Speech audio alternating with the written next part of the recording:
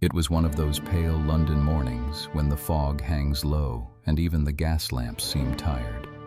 I was sitting by the fire reading the morning paper when a memory sharp as a blade came back to me. It was the case of the engineer's thumb. Among all the strange adventures that Sherlock Holmes and I had shared, few began so calmly and ended so terribly. At the time, I was no longer living at Baker Street. Married life had drawn me into a quieter routine, a doctor's daily round full of coughs, fevers, and the slow rhythm of normal people's lives. Yet even then, Holmes's shadow never fully left me. Perhaps that is the curse of friendship with a mind like his, one that constantly sees the world as a puzzle waiting to be solved. That morning began with an urgent knock at my door. The maid's voice trembled. "Doctor, 2 men from Paddington Station are here. One is hurt, I think." Paddington. That word alone told me something unusual had happened.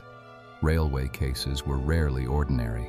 Too many moving parts, too many ways for human error and fate to collide. I dressed in haste and hurried downstairs. Waiting in my consulting room was a young man, not more than 25, with a pale, intelligent face and eyes full of shock. He wore a tweed suit, now stained with blood. Around one of his hands was a soaked handkerchief, roughly tied. "I am sorry to disturb you so early, doctor," he said, his voice trembling slightly, "but I have had a rather serious accident." He tried to smile, but it twisted into something closer to a grimace. His body was rigid, as though the very act of sitting up demanded every ounce of strength. When he unwrapped the handkerchief, I understood why. Even a surgeon's nerve is tested at times. The thumb was gone, cleanly severed from the hand, leaving behind a red and ghastly hollow. "Good heavens," I murmured. "How on earth?" He interrupted me with an almost mechanical calmness. "It wasn't an accident, doctor. It was an attack." English expression. It wasn't an accident used when someone insists that something was done on purpose, not by mistake. I bandaged the wound carefully. His face twitched in pain, but he made no sound, the kind of quiet endurance I'd often seen in soldiers and engineers, men used to practical suffering. When I finished, he sighed deeply. "Thank you. I owe you more than a thumb, I think." "Then perhaps," I said gently, "you can tell me how this happened." He hesitated. "If I told you the truth, you might not believe it. Even I can barely believe it myself." "Well," I said, pouring him some brandy, "you've come to the right place for strange stories. I have a friend, a detective, who would say, when you eliminate the impossible, whatever remains, however improbable, must be the truth." He looked at me sharply. "You mean Mr. Sherlock Holmes?" "The same," I said with a smile. "And I think your case is just his kind of puzzle." English expression. Just his kind of puzzle, meaning something perfectly suited to someone's particular skills or interests. The man nodded, the color beginning to return to his cheeks. "Then take me to him, doctor. Before I tell the police, I want to tell the man who might actually believe me." Half an hour later, our hansom cab rattled through the misty streets toward Baker Street. Inside, the young man introduced himself as Mr. Victor Hatherley, a hydraulic engineer by trade, though, as he confessed with some embarrassment, not a particularly successful one. "Hydraulic engineer?" I asked, curious. "Yes. I design and repair pressure-based machines, presses, pumps, that sort of thing.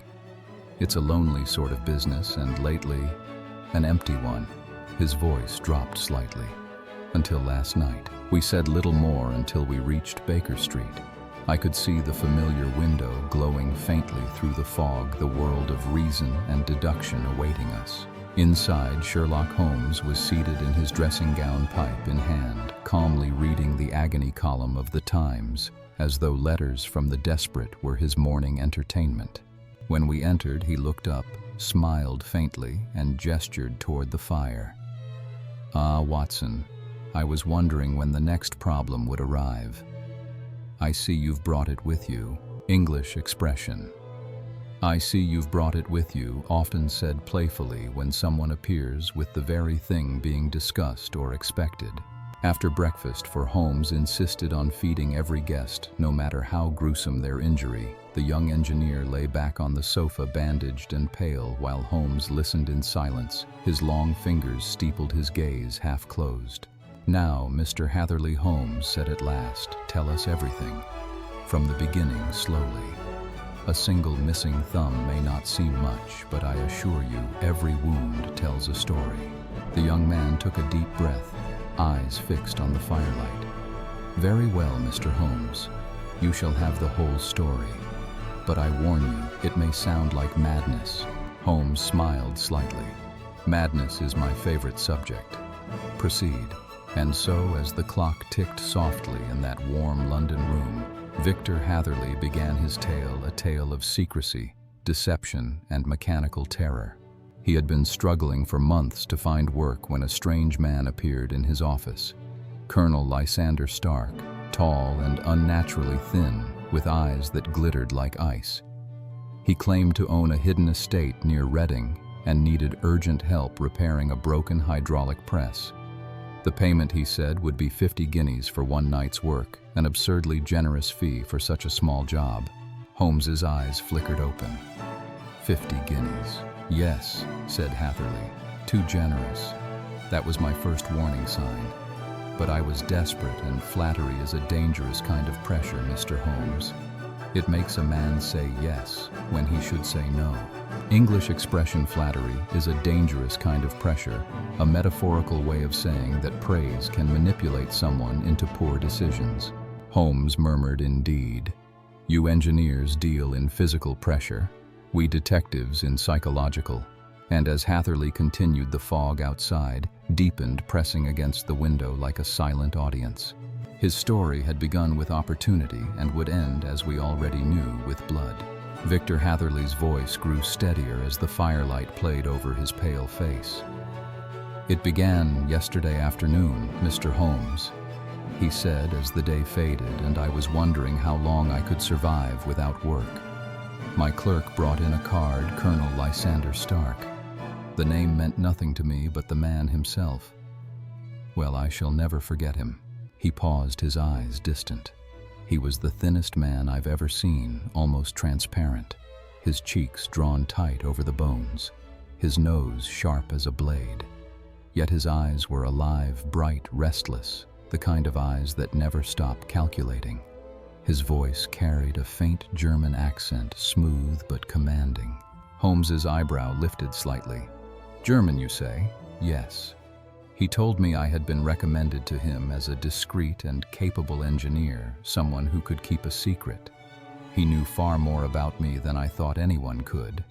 My address, my being unmarried, even that I lived alone. It unsettled me, but I tried not to show it. When I asked who had recommended me, he avoided the question, saying only that secrecy was essential. Holmes nodded slowly. Secrecy and knowledge, two things that together rarely lead to honest work. English expression "rarely lead to honest work" means that a situation like this often involves something illegal or suspicious. Victor continued. Then he offered me 50 guineas for one night's job to inspect a broken hydraulic press.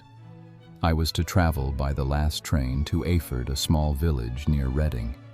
A carriage would meet me there and take me to his property where the machine was located. But there was one condition: I was to tell no one where I was going. Holmes leaned back in his chair. "And you agreed?" "I did." Foolishly. 50 guineas, Mr. Holmes. That's half a year's rent. Besides, he said the work would take less than an hour. I tried to reason that secrecy might simply be for business purposes to hide some valuable discovery. And so I promised. Holmes murmured to himself. Desperation and pride, the two levers that move any man. Please continue.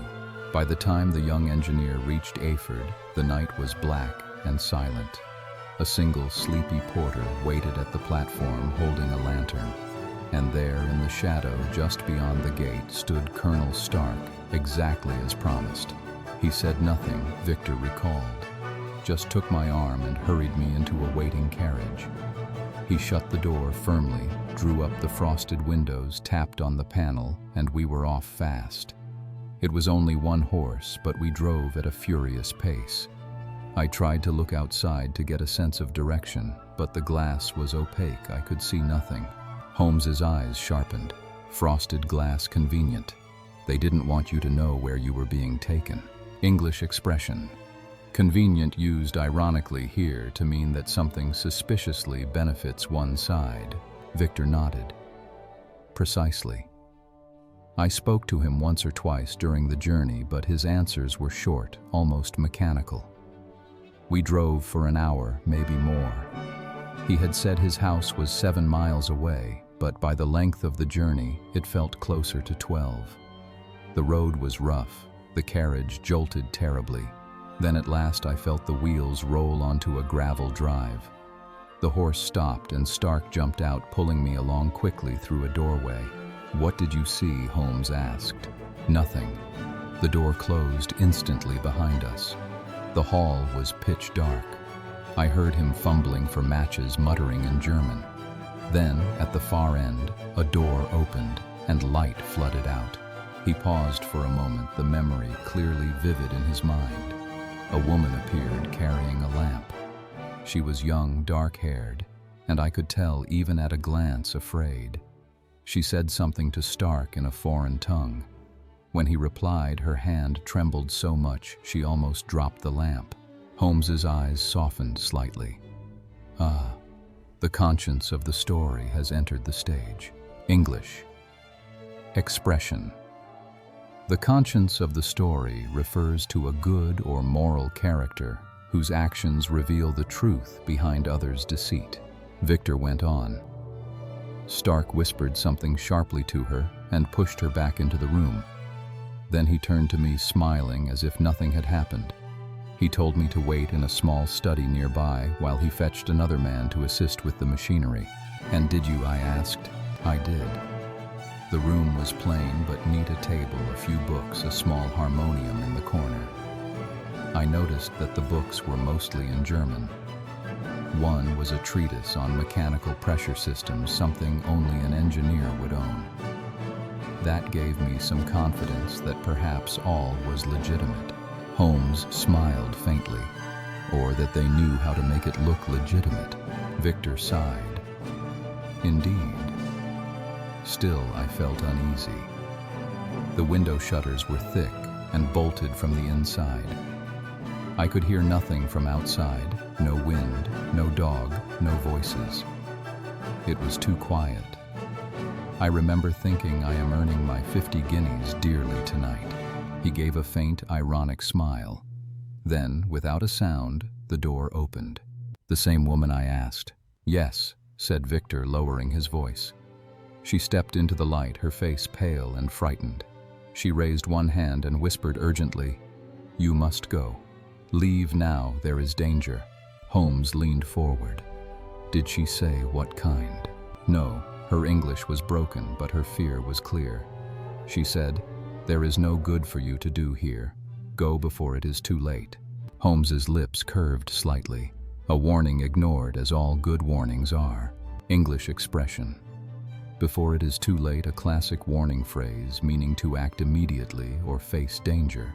Victor continued, "I told her I couldn't leave until I'd examined the machine, that I'd given my word. But she nearly begged me, wringing her hands, whispering, 'For heaven's sake, go.'" Just then, footsteps sounded overhead, heavy and fast. She froze, threw up her hands in despair, and vanished into the darkness. A brief silence followed in the room. Even the crackle of the fire seemed to pause. Holmes finally spoke. "You realize, Watson, that this woman's behavior tells us two things." I nodded. That she feared for his life and that she was trapped herself. "Exactly," Holmes said. "A prisoner, not a hostess. And if the house was sealed, the carriage secret, and the servants invisible, then we may safely conclude our engineer had walked into a trap." Victor looked between us, a faint color returning to his face. "You mean they planned to kill me?" Holmes's expression was calm. "They planned something. Whether death was intended or simply the silencing of a witness, we shall discover soon enough. Continue, Mr. Hatherley. What happened next? Victor took a long breath, his voice trembling now. They returned Colonel Stark and another man, heavy, thick-necked, with a beard like a bramble. He was introduced as Mr. Ferguson. They said it was time to inspect the machine. Holmes nodded, his eyes already distant, thinking, mapping, connecting. Yes, he murmured, the trap closes. Outside, the London fog pressed harder against the window, as though it too were listening. Victor Hatherley shifted on the sofa, as if the very memory of that night still weighed upon his chest. Holmes's gaze never left him, calm, alert, analytical, like a lantern focusing its light on the darkest corners of a story. The colonel took the lamp Victor began and led the way up a narrow staircase. His companion Ferguson followed behind me. The stairs creaked with age, the plaster peeled from the walls, and every corridor smelled faintly of damp and rust.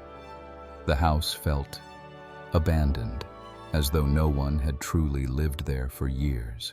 Holmes nodded slightly. The perfect place for secrets. Please continue. Victor's voice grew quieter. After several turns, we reached a small iron door. Colonel Stark unlocked it, pushed it open, and motioned me inside. The room beyond was little more than a square box, walls of wood floor and ceiling of metal. It was barely large enough for 3 men to stand together. He paused. The colonel said, "We are now inside the hydraulic press, Mr. Hatherley. Be careful, if it were set in motion, this chamber would be unpleasant." Holmes's eyes flashed briefly. Unpleasant, yes. A rather delicate word for certain death. English expression. A rather delicate word for used when someone uses mild language to describe something much more serious. Victor swallowed hard. He explained that the ceiling was a metal piston capable of descending with the force of many tons. The water pressure was immense. He said the press had lost some of its power and wanted me to examine the system. I looked around, and even then, something felt wrong. The machinery was too powerful for compressing Fuller's Earth, the clay they claimed to be working with. No ordinary mining process would require that kind of pressure. Holmes murmured, Fuller's Earth, a convenient cover for something far more valuable, perhaps. Victor nodded. I suspected as much. Still, I examined the levers and valves. After a few moments, I found the problem: a worn rubber band around the piston's head. It was shrinking, causing a small leakage of pressure. I told them so and showed them how to fix it. Both men watched closely, asking questions that seemed mechanical, but somehow studied, as if they wanted to make sure I didn't understand too much. Holmes's eyes narrowed. They underestimated your curiosity. English expression: to underestimate someone, to think someone is less capable or observant than they really are. Yes, said Victor, because once I stepped out of the machine, I noticed something else. The floor, it wasn't clean. It was coated with a fine metallic dust. I scraped at it with my thumb, or what used to be my thumb, and realized it was not earth at all. It was metal, silver, or something close to it. Holmes leaned forward slightly. Coining metal, perhaps. That's what I thought, Victor replied. I was bending closer to examine it when I heard a sharp word in German behind me. I looked up and saw Colonel Stark staring down at me, his face pale with fury. "What are you doing there?" he demanded. I tried to stay calm. "I was simply admiring your Fuller's Earth," I said. "I thought I'd understand your process better if I looked at it closely." He said nothing at first. Then, in a low voice, "Very well, Mr. Hatherley, you shall understand it fully."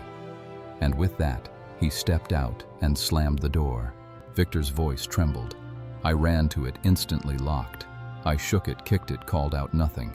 Then I heard a sound that froze my blood, the clank of levers, and the soft hiss of moving water. The machine was starting. Holmes's eyes flickered, not with surprise, but grim recognition. "They meant to crush you." "Yes," Victor whispered. The piston began to descend slowly, smoothly, irresistibly. I shouted until my throat burned, pounded the metal until my fists bled. The ceiling was already lowering, a black, heavy plate, inches above my head. I threw myself against the door again. Nothing. I could hear the dull rhythm of the press clank hiss, and realized that I had less than a minute to live. I shuddered despite myself. And what did you do? I searched for a weakness, any gap, any seam. That's when I saw it, a faint line of light between two wooden boards on the wall. I pushed against it with all my strength. To my astonishment, a small panel gave way. Behind it, a hidden passage. I forced myself through just as the ceiling came down with a crash that shook the air. English expression with all my strength means using every bit of one's power or effort to do something difficult. Holmes exhaled softly. You escaped death by the thickness of an inch. Remarkable. Victor gave a faint, haunted smile. I fell onto the stone floor beyond half-conscious. Then I felt a hand on my wrist, the woman's hand. The same one who had warned me before. He took a shaky breath. She was terrified. "Come quickly," she said. "They will find you." She pulled me down a narrow corridor and into another passage. We could hear footsteps above us, angry voices calling in German. She dragged me toward a stairway and down again. The air was thick and foul. My head was spinning, but her grip kept me moving. Holmes murmured thoughtfully, so she knew the house's layout, perhaps a servant or captive. She led me to a small bedroom. The moonlight shone through an open window. She pointed to it. "Jump," she said. "It is your only chance." I looked out. The garden was 30 feet below. I hesitated, and in that moment, we heard them coming. The colonel's voice shouted something, and suddenly he burst through the doorway, a lantern in one hand, a heavy cleaver in the other. Victor's voice cracked slightly. She tried to stop him. She clung to him, crying, "Fritz, remember your promise. You said it would not happen again." But he threw her aside. I was halfway out the window when he swung the cleaver. It struck my hand. I felt a searing pain, and then nothing. I fell. Holmes's face remained still, but his fingers tightened slightly on the arm of his chair. "And that," he said quietly, "was when you lost your thumb." Victor nodded. "Yes, I must have fainted." When I awoke, it was morning. The house was gone, nothing but an empty field nearby. I was lying near the road, my arms soaked with blood. Somehow they had carried me away and left me for dead. Holmes sat back, his expression unreadable. They covered their tracks, but not perfectly. English expression: to cover one's tracks, to hide evidence of one's actions, especially wrongdoing. A moment of silence filled the room. The clock ticked softly on the mantel. Then Holmes rose, stretching as though to shake off the weight of the story. "Well, Watson," he said at last, "our friend has survived a most ingenious attempt at murder. And I believe we now have enough to trace these villains. Though if I am correct, the house they used may no longer exist." "How can you be sure?" I asked. "Because men who melt metal under false names rarely leave their machines standing long after failure. They burn everything, even their own secrets." He turned to the young engineer. "Mr. Hatherley, you have lost a thumb but gained a story that will one day make you the best company at any dinner table." Victor gave a weary laugh. "A poor exchange, Mr. Holmes, but I suppose it will have to do." The detective smiled faintly. "Experience, my dear sir, is the true currency of life. The rest is only metal." And with that quiet remark, the case of the engineer's thumb, though far from finished, had already begun to reveal its shape. The fire in Holmes's sitting room had burned low. Thin ribbons of smoke curled lazily upward, as if reluctant to leave the scene of the telling. Victor Hatherley sat pale and exhausted, his bandaged hand resting on the arm of the sofa. His voice trembled with the last embers of fear. Holmes stood by the window, the London fog pressing like gray ghosts against the glass. "Watson," he said softly, "note the details, a German accent. A hidden house, a press that could crush a man to powder and metallic dust upon the floor. The story smells of money, but not the kind found in a bank. I frowned. Counterfeiting. Holmes's lips curved. Precisely. A coining operation on a large scale, possibly silver. The colonel's secrecy, the enormous press, the woman's terror, all fit together. He turned to Victor. Do you recall anything else? Any sound, smell, or sight that might help us place this house? Victor closed his eyes, thinking hard. The air smelled faintly of oil, and something sharp like burnt chemicals. I remember the smooth gravel drive, the sound of the wheels rolling on it. The house seemed isolated, but the journey took about an hour, perhaps 12 miles in all. The horse was fresh, glossy. The windows of the carriage were frosted. Holmes nodded. Frosted windows to conceal direction. A single horse for short travel. 12 miles claimed, but perhaps 6 out, and 6 back, a deception to confuse distance. Classic misdirection. English expression. Classic misdirection means a trick used to make people focus on the wrong thing, often seen in mysteries or illusions. Victor blinked. You mean they didn't drive 12 miles away? Exactly, Holmes replied. They circled you outward, then back, so you'd think you were far from the station. You may have escaped their press, Mr. Hatherley, but not their cunning. I leaned forward. Then the house could be quite close to Iford Station after all. Indeed, Holmes said. Within a few miles, I should think. And if I'm not mistaken, we shall find it by its ashes rather than its walls. English expression, by its ashes rather than its walls, meaning the place might already be destroyed or burned down, leaving only ruins. Victor looked startled. Burned down. Holmes smiled faintly. Men who coin false silver prefer not to leave evidence behind. Your escape, Mr. Hatherley, likely doomed them. Fire is the final refuge of those who cannot erase their crimes. Holmes fetched his heavy commonplace book, the one stuffed with yellowing newspaper clippings and curious notes from his past investigations. He flipped through it with quick, precise fingers. Ah, here we are. He tapped a column. Lost on the 9th instant, Mr. Jeremiah Haling, age 26, hydraulic engineer, left his lodgings at 10 o'clock at night and has not been heard of since. Victor's eyes widened. Good heavens, another engineer. Holmes nodded grimly. A year ago. Lured by the same offer, I suspect. The colonel's machine needed tending, and each time the man who repaired it vanished. The pattern is as clear as water under pressure. English expression, clear as water under pressure. Holmes's poetic twist, meaning something is extremely obvious once you apply logical force. Victor shuddered. Then I was meant to die there too. Without a doubt, Holmes replied. But you lived, which makes you their undoing. Holmes turned sharply toward me. Watson, make ready your revolver and your bag. We leave within the hour. Mr. Hatherley, if you can travel, you shall accompany us. Inspector Bradstreet at Scotland Yard owes me a favor. With his help, we'll find this house before the embers grow cold.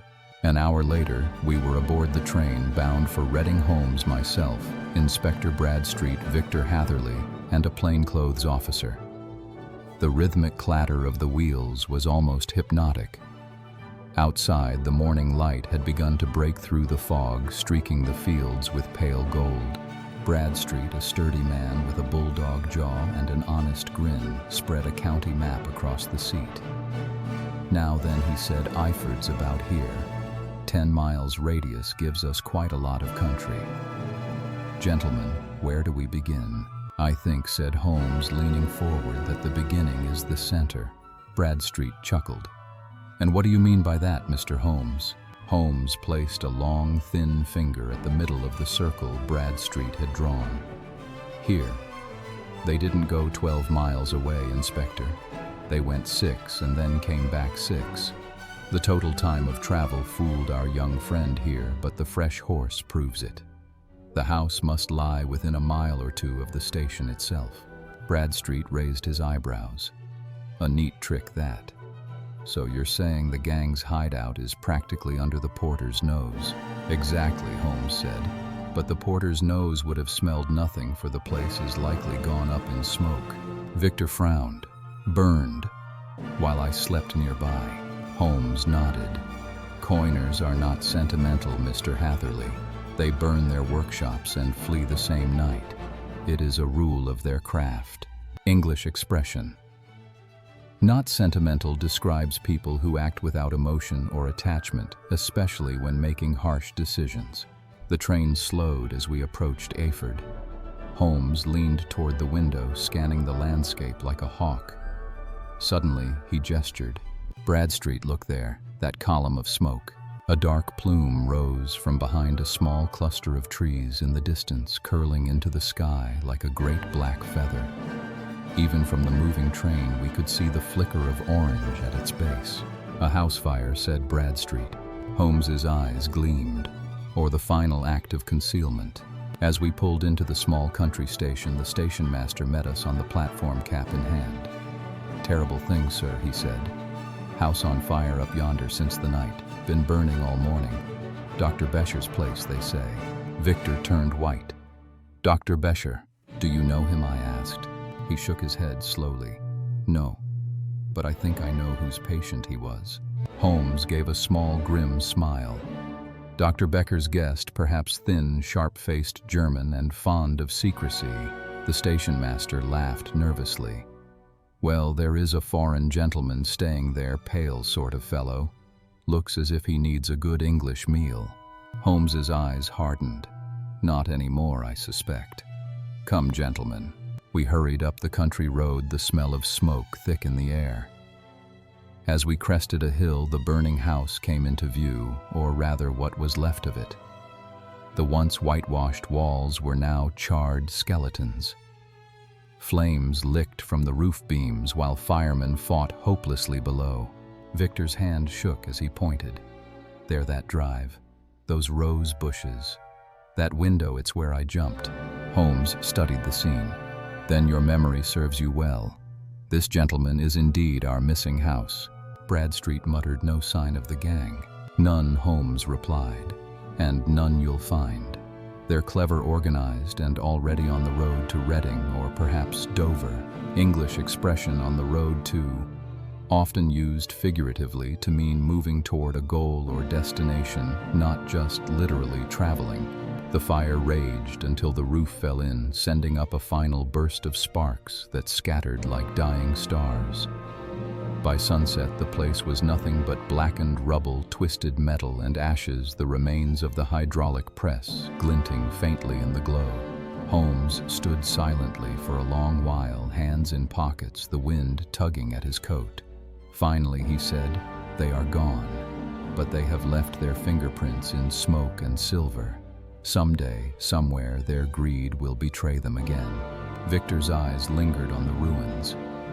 "I've lost a thumb and 50 guineas, Mr. Holmes.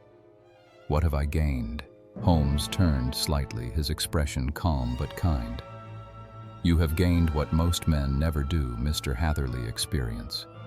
And experience, though painful, is the thumb of wisdom. It may be missing, but it leaves its mark." English expression. It leaves its mark means that something, especially an experience, has a lasting effect or influence on someone. The last of the fire crackled out and the night air cooled around us. Holmes turned to go. "Come, Watson. There's nothing left to see but lessons in the ashes." The fire had died, leaving behind the scent of wet soot and the quiet hiss of cooling metal. The sun had dropped behind the Berkshire hills, painting the smoke in dull crimson streaks.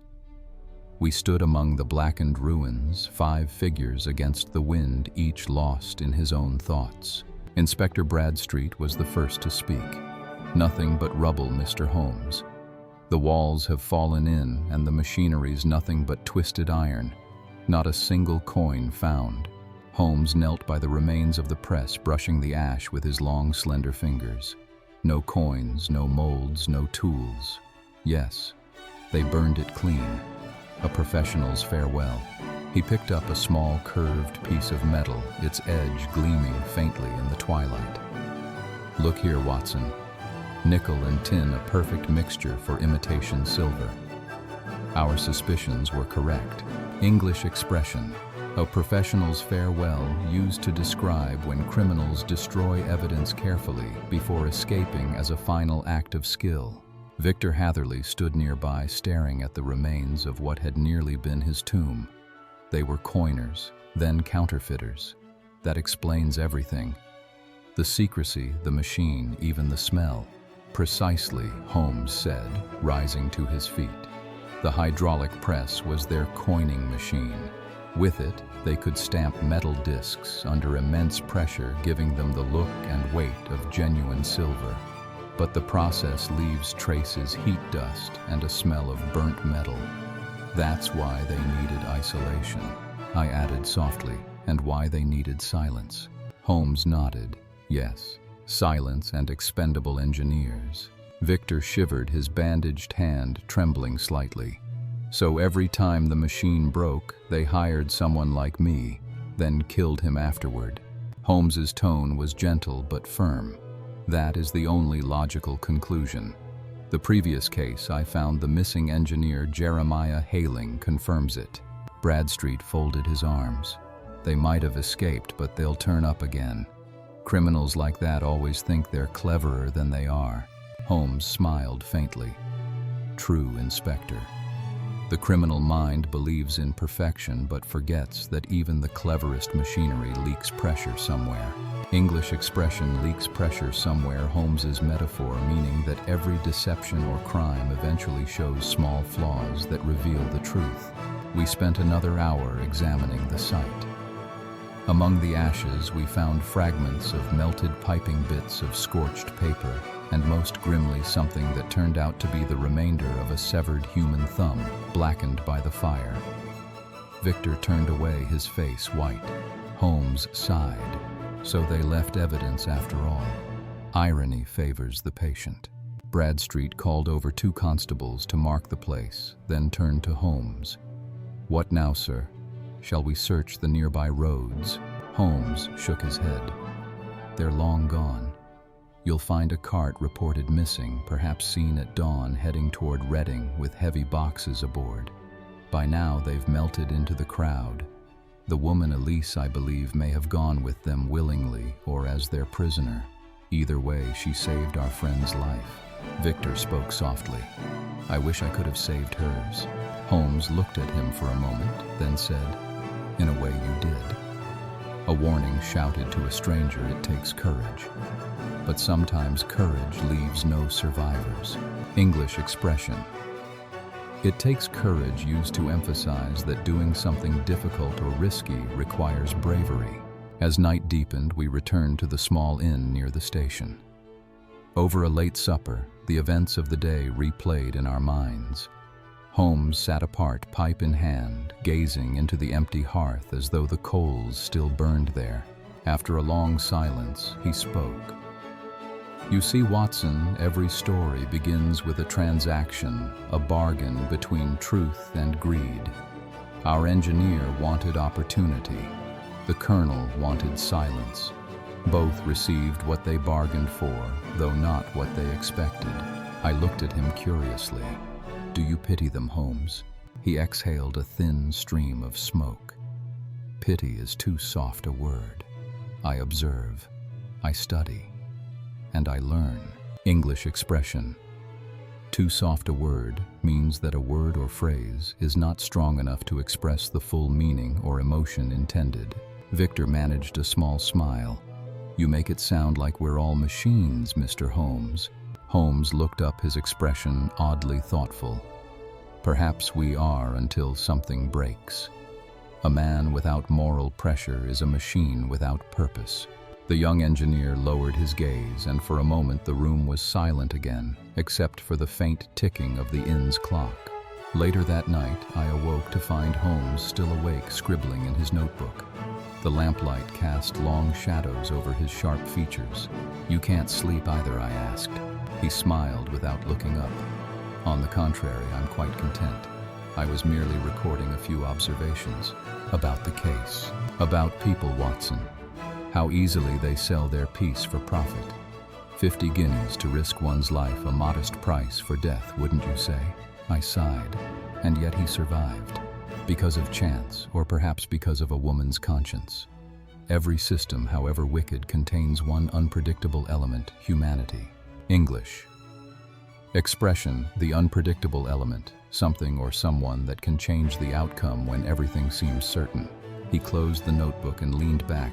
Still, I wish we could have caught them. They'll begin again elsewhere, mark my words. I nodded. You think they'll continue their coining? Oh yes.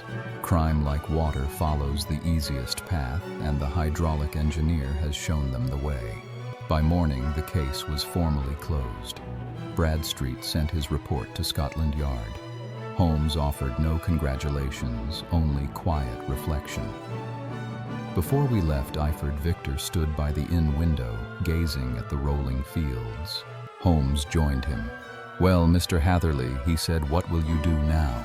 "Return to London," the young man replied. "And perhaps to my work, though, with one hand fewer." Holmes studied him carefully. "You'll adapt. Men always do. The mind compensates for the hand, the heart compensates for the loss. Just don't let fear be your new employer." Victor smiled faintly. "I'll try to remember that." Holmes picked up his hat. "Good, because fear, Mr. Hatherley, pays no wages. English expression pays no wages means that fear or hesitation gives no reward. It only costs you opportunities." And with that, the man with the missing thumb, once an engineer, now a survivor, shook Holmes's hand awkwardly with his left and stepped out into the morning sunlight. Holmes watched him go, his eyes narrowing slightly, as if measuring the balance between tragedy and wisdom. Then he turned to me. "Come, Watson. The morning trains wait for no man, not even those with missing parts." We left Iford behind the charred ruins, still smoking faintly in the distance, a monument to greed, precision, and survival.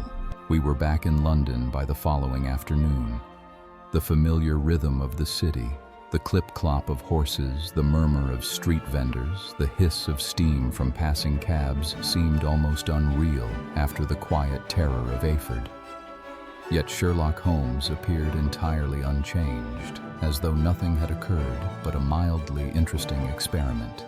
He spent much of that evening pacing before the fire pipe, in hand, his eyes distant.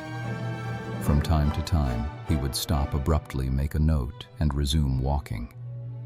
I had learned long ago not to interrupt him when his mind was working like this. The silence was broken only by the scratch of his pen and the soft rustle of the newspaper as I pretended to read. At last he spoke. "Watson, have you ever considered that crime, like engineering, is simply the art of pressure and release?" I looked up, puzzled. "Pressure and release, yes.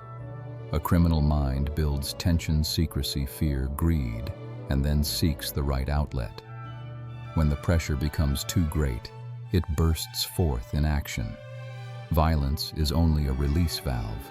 English expression release valve means a way to let out built-up pressure, emotion, or tension before it becomes dangerous." He smiled faintly at my confusion. "The Colonel's press was more than machinery, Watson. It was a perfect metaphor for his mind, powerful, precise, and ruthless. And when it jammed, as all such machines do, it demanded a sacrifice." I shuddered slightly. "A thumb in this case." Holmes nodded. "Yes, but not the last one, I fear." A knock came at the door. Mrs. Hudson entered with a telegram. Holmes tore it open, scanned it quickly, and passed it to me. From Bradstreet, Scotland Yard. Searched ruins. Found charred metal boxes containing molds and traces of silver. No sign of suspects. Believe they escaped toward France via Dover. Request advice. Holmes's eyes glimmered. "They'll reach the continent easily. Counterfeiters of their skill will find work in any port. The world, Watson, is always hiring men who can shape metal and deceive others." English expression. "The world is always hiring men who can..." A wry saying that means society always has room for those who exploit weakness or illusion. I said quietly. Then we've failed to stop them. Not entirely, Holmes replied. We've turned their secrecy against them. They'll spend the rest of their lives looking over their shoulders. Fear, my dear Watson, is the finest detective, it never sleeps. He smiled at his own remark, then grew thoughtful. Still, there is something more troubling here. Tell me, Watson, what kind of woman risks her life to save a stranger? I frowned. A desperate one, perhaps, or one with a conscience. Precisely, Holmes murmured. Conscience, the last enemy of crime. Elise, if that was her name, was no accomplice. She was a prisoner of circumstance, perhaps once involved, later horrified by what she'd become part of. It is she I regret most. He leaned against the mantel, the glow of the fire outlining the sharp planes of his face. We may never find her, but I suspect she was not killed. The colonel would not destroy what he could control. English. Expression, a prisoner of circumstance, someone trapped by their situation, not by choice or guilt. Later that night, Holmes asked me to fetch from the cabinet a thin stack of papers bound with twine. They were filled with sketches of the hydraulic press and detailed notes in his hand. Do you mean to publish this? I asked. Not yet, he said. It is better that fools do not learn how clever villains were. He turned the last page and drew a small diagram, a circle divided neatly in half. Observe, Watson. The design of their deception, secrecy on one side, greed on the other. Remove either half and the whole collapses. That is true for crime, for business, for government, and I suspect for love as well. I raised my brows. You speak almost romantically, Holmes. He smiled slightly. I speak mathematically. Romance is simply an equation with too many unknowns. English expression, an equation with too many unknowns. Holmes's metaphor for something unpredictable or complicated, especially human emotions. He placed the diagram aside and stared into the fire. The engineer will heal. The criminals will hide. The press will rust. But the lesson remains. Trust is the softest metal. Once pressed, it never regains its shape. The following week, Victor Hatherley sent a short note of gratitude. My dear Mr. Holmes, I am returning to work with my left hand and what remains of my courage. You were right, the mind compensates. If ever I am tempted by easy money again, I shall look at my bandages and remember. Yours sincerely, Victor Hatherley. Holmes read it aloud, then folded it neatly. Good. A man who has lost something learns faster than one who never risked anything. I asked, will you reply? He shook his head. There is no need. He has already received my best advice in blood. English expression, in blood, means a lesson learned through painful or costly experience. That evening the case might have ended there, but Holmes's mind was rarely still. He opened his violin case, tuned the strings softly, and began to play a slow, reflective melody. The notes floated through the air light and mournful, like smoke rising from the ashes of Apherd. I sat quietly, letting the sound fill the room. Then, in a rare moment of sentiment, I said, You know, Holmes, you saved that young man's life. He smiled faintly without looking up. No, Watson. He saved his own by listening too late. He played on the last chord, fading like a breath in the fog outside. And somewhere in that fading sound I felt that the ghosts of the house, the frightened woman, the cold-eyed colonel, the dead engineer before him, were all listening too. The next few days passed quietly in Baker Street, or as quietly as life could ever pass in the orbit of Sherlock Holmes. Clients came and went, letters arrived by the dozen, and Holmes read them all with the same dispassionate precision as if they were lines of code in a mechanical device. Yet I could tell his mind was not at rest. The case of the engineer's thumb still turned somewhere in the machinery of his thoughts. One evening, while I was noting down a medical report at my desk, Holmes suddenly said, Watson, have you ever noticed how every story begins with confidence and ends with consequence? I looked up, startled. Confidence and consequence. Yes, the engineer trusted too quickly. The colonel trusted too little. Both miscalculated the force of human motive. They thought they could measure it, but emotion, like water, finds its own level. English expression finds its own level means that things or people naturally settle where they belong, or balance themselves out over time. He gestured toward the fire with his pipe. In that house, two kinds of pressure met: greed and guilt. The machine was only an instrument. The true hydraulic power was psychological. I smiled faintly. "You sound like a philosopher, Holmes." He chuckled. "Nonsense. Merely an engineer of the human mind." Later that week, Bradstreet paid us a visit. He was in plain clothes, his large hands still smelling faintly of smoke and metal. "Good evening, gentlemen," he said. "Thought you'd like an update. We never found your German colonel, not in Dover nor any port. But the Coast Guards reported a small boat drifting near Calais 2 days ago. Burnt inside, no crew." Holmes's eyes narrowed. "A boat on fire. Interesting symmetry. They began with flame and ended with it." English expression interesting symmetry used when two separate events mirror each other in a meaningful or ironic way. Bradstreet nodded grimly. "Could be them, could be someone else. Hard to say. But if it was the coiners, the sea's done our work for us." Holmes leaned back in his chair, steepling his fingers. "Possibly. Or perhaps they wanted us to think so. Fire erases the body, but not intent. Men like Colonel Stark rarely drown. They resurface under new names." Bradstreet sighed. "We'll keep an eye out then. Scotland Yard doesn't forget a face that thin." He rose to go. "By the way, Doctor, your patient's doing fine. The papers are calling him the man who escaped the Iron Tomb." Quite a story. When the door closed behind him, Holmes laughed softly. The Iron Tomb, romantic nonsense. The press was real enough, but the tomb, Watson, is the one each man builds for his own ambition. English expression build one's own tomb metaphor, meaning to cause one's own downfall through pride or reckless choices. A few days later, a small parcel arrived at Baker Street. Inside was a brass cog, one of the gears from the destroyed press, carefully polished and wrapped in paper. There was also a brief note in neat handwriting. "Mr. Holmes, I found this among the ashes when I returned once more to Ayford. I could not throw it away. Perhaps you may wish to keep it a reminder of how close calculation can come to catastrophe. Yours truly, Victor Hatherley." Holmes held up the cog to the light, turning it between his fingers. "Beautiful workmanship," he murmured. "Cold precision, yet easily broken under enough heat. A perfect emblem for this case." He placed it gently on the mantel beside the magnifying glass.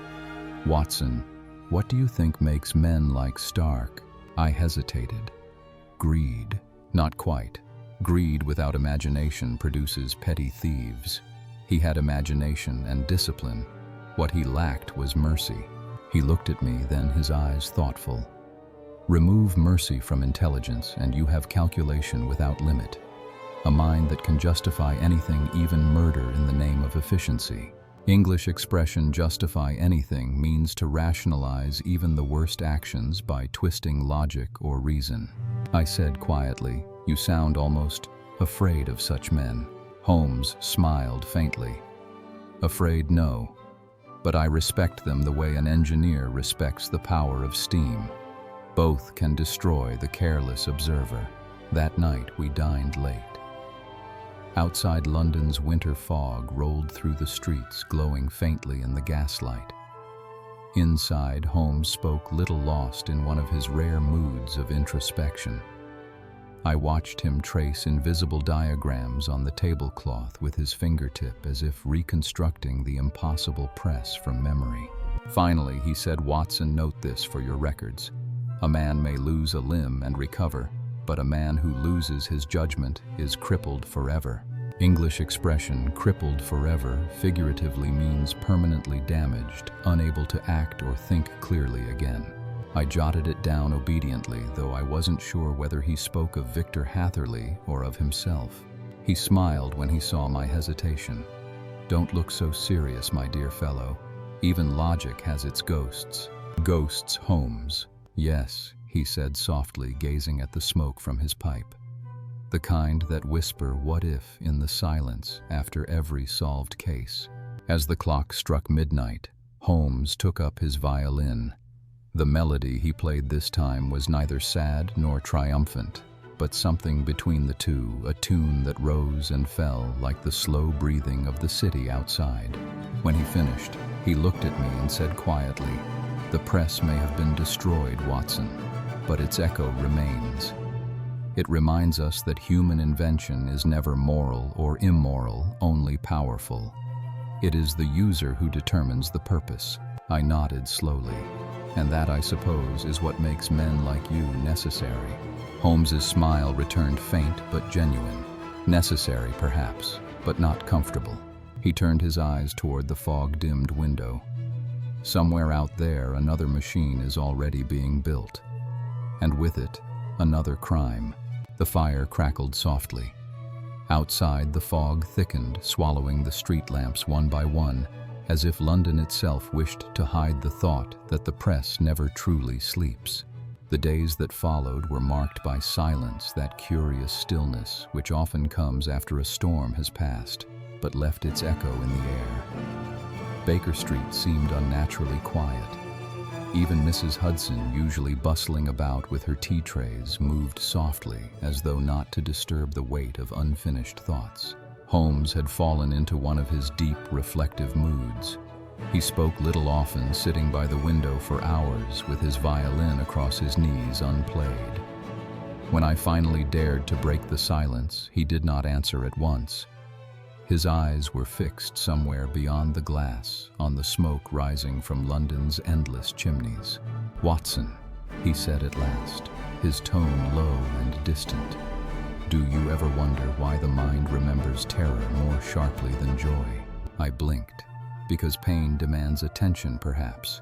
It teaches survival." He smiled faintly. "Precisely. Fear writes itself into the nerves. Every lesson of danger leaves a mark that intellect cannot erase. Mr. Hatherley will carry his lesson forever, not on his conscience, but on his hand." English expression "carry one's lesson forever" means to remember something painful or important for the rest of one's life. He turned toward me. "And yet it is the woman I cannot forget. The one who tried to save him. What kind of soul chooses compassion in a house built on cruelty? There lies the true mystery, Watson. Not how evil survives, but how goodness manages to," I said quietly. "You think she lived?" Holmes exhaled his breath, fogging the cold glass. "I think she endured. Such people always do. Their kind survives not by strength, but by quiet resilience." English expression. Quiet resilience, calm, strength to recover and continue despite hardship. Later that week, a strange letter arrived, unsigned, written in a fine foreign hand. It bore no return address, only a single postmark from Brussels. Holmes slit it open with his penknife, and his eyes flickered as he read, "Mr. Holmes, the man you call Colonel Stark no longer lives. The one you pitied lives still. There are places where justice wears no uniform. Forget Eiford. Forget Elise." Holmes read it twice, then folded it carefully. "Watson," he said softly, "there is a kind of justice that prefers the dark." I frowned. "You mean revenge, perhaps, or perhaps correction. Either way, it moves quietly, like water, finding its own level." English expression justice that prefers the dark poetic way to describe hidden or unofficial justice, revenge carried out in secret. That evening, Holmes was restless. He took to pacing again, his mind visibly turning like a precision engine. "Watson," he said suddenly, "I have been thinking about engineers, not the mechanical kind, but the moral ones. The world is full of men who build systems, presses, banks, governments. Yet none can design a machine that prints honesty." He stopped by the mantel, the faintest smile tugging at his lips. Imagine it a hydraulic press for the soul. Apply pressure and out comes truth. I would give half my years to own one. I laughed. It would ruin your profession, Holmes. Ah, but it would make yours flourish, he replied, eyes glinting. Doctors could finally treat the wounds that truly matter, those of deceit and guilt. English expression, the wounds that truly matter, emotional or moral pain, not physical injuries. We both smiled, but there was a kind of heaviness behind his humor. The fire cracked softly in the grate, throwing red reflections against his pale face. Sometime after midnight, I awoke to the sound of faint movement. Holmes was at the window again, the street below lost in fog. The gaslight outside caught the edge of the brass cog, the one Victor had sent glinting faintly on the mantelpiece. He spoke without turning. "You see that cog, Watson? It was meant to turn endlessly pressed against others, creating power through motion. But taken alone, it is useless, just a circle without purpose. So too with men who isolate their ambition from humanity. The colonel, the coiners, all cogs without conscience." I sat up, watching him quietly. "And what about you, Holmes? What turns you?" He smiled a rare, unguarded smile. "Curiosity, my dear fellow. The difference is that I know when to stop spinning." English. Expression, a cog without conscience metaphor for someone who works mechanically without empathy or moral awareness. The next morning, sunlight spilled into Baker Street for the first time in weeks. Holmes seemed lighter, as if the long shadow of the case had finally begun to lift. He sat at the breakfast table reading the Times with mild amusement. "There is a note here," he said, tapping the paper, "about an unidentified foreign woman found near the Belgian coast, rescued from a wrecked fishing boat. No name, no passport, but described as dark-haired, graceful, and speaking fluent German." I met his eyes. "You think?" He folded the paper slowly. "I think the story has found its ending, though not in ink." For a long while, neither of us spoke. The city outside hummed with new life, as though the fog had decided at last to let London breathe again. Holmes rose, straightened his dressing gown, and said quietly, "Another case closed. Watson, not by proof, but by understanding. Perhaps that is enough." English expression, not by proof, but by understanding, meaning that sometimes emotional or moral resolution matters more than factual evidence. He moved toward the violin, resting his hand on it, but not yet playing. "There's something rather beautiful about incompleteness, don't you think?" he said. "A mystery unsolved leaves room for imagination, and imagination. My friend is half of all learning." I smiled. "Then I suppose you've taught quite a lesson this time, Holmes." He chuckled softly. "No, Watson, the world has taught it. I merely took notes." The brass cog gleamed once more in the morning light, its edge catching fire in the sun, a small piece of a terrible machine, now harmless, yet forever symbolic. The case of the engineer's thumb had ended not in triumph or arrest, but in reflection, a quiet acknowledgement that the greatest pressure of all is the one between human greed and human conscience.